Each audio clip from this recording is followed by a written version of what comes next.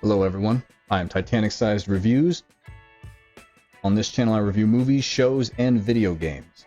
And today I'm reviewing Guardians of the Galaxy Volume 3. I'm going to try to not give too many spoilers, just little hints. I don't think you really need to worry about it too much. If I do, I'll add an actual spoiler alert so you know. First off, and I'm just going to say it right out the bat, this movie is really good. It's a really good movie. It's fun to watch. I haven't seen the Thor Ragnarok movie or the Ant-Man movie. They didn't really appeal to me. They didn't look that good. This one did, and it definitely was.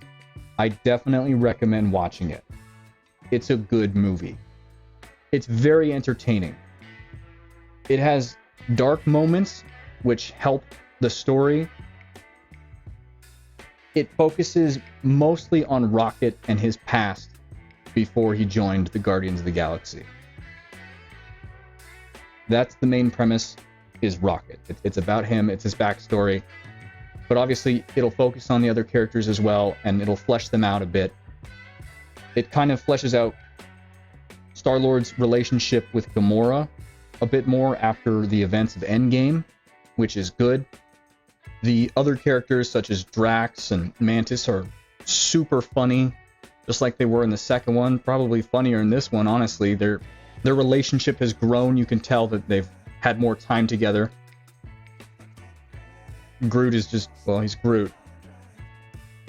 Nebula plays a more integral role in this movie. She's in it for basically all of it. She's a member of the Guardians of the Galaxy.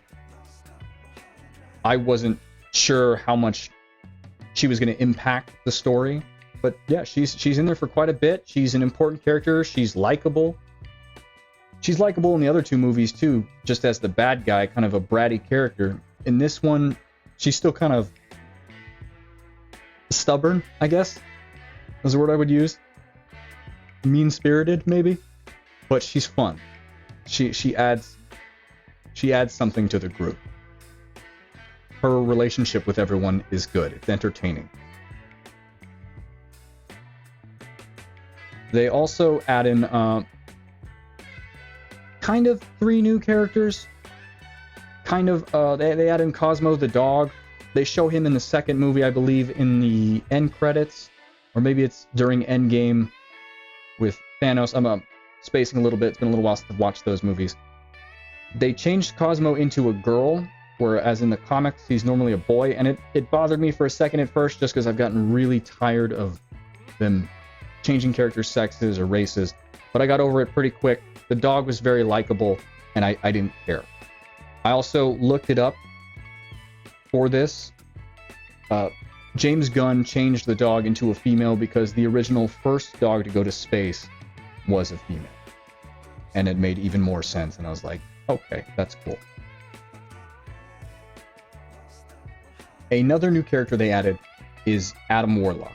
If you don't know who Adam Warlock is, I'll just say that in the comic books, he's basically Marvel's version of Superman. He's super strong.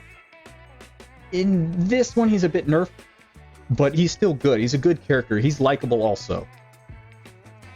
He has some funny moments.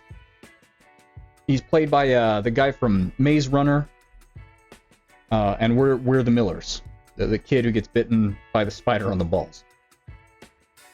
That's the best way I can bring him up if you don't know his name. I didn't know his name before this. His name is Will Poulter. That guy. He does a good job. Lastly, there's the High Evolutionary, who's the bad guy. I don't really want to spoil a whole lot about him. He's the bad guy. He's the one who has to deal with Rocket's past. And it's pretty dark, like I said, and entertaining. It makes you care a lot more about Rocket and what happens to him. It's very enjoyable. It's a very good movie. I know I'm just kind of repeating myself here. I'm keeping it short. I don't want to spoil too much. There are a few little things that made me question some parts in the movie, like some explosions, for instance, that happen in spaceships and space, and people not getting sucked out into said space. That seemed kind of weird, but I guess it's kind of whatever. They don't really explain it. Like, they don't really give any context as to why nobody is getting just right out into space to their death. I'm going to assume that there's like an air pocket shield that you just can't see, and for some weird reason, even though there are explosions and things breaking, it doesn't affect them. I don't know. It's a small thing. It just seemed weird.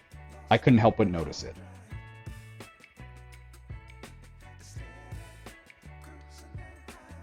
I do also wish they had done a little bit more with Gamora and Star-Lord. Just a little bit. But it's still, their connection, their relationship in the movie is still very good and very entertaining. Everyone in it does a fantastic job of acting. It's a funny movie. And it's action-packed. It has a lot of action, and it's very good. Sorry, I know I'm getting like super hyped up for this one. It is. It's a good movie. It kind of gives me hope for Marvel, right? Although I know the other ones aren't made by James Gunn, so they probably aren't going to be as good. This one, though, fantastic movie. Certainly recommend it.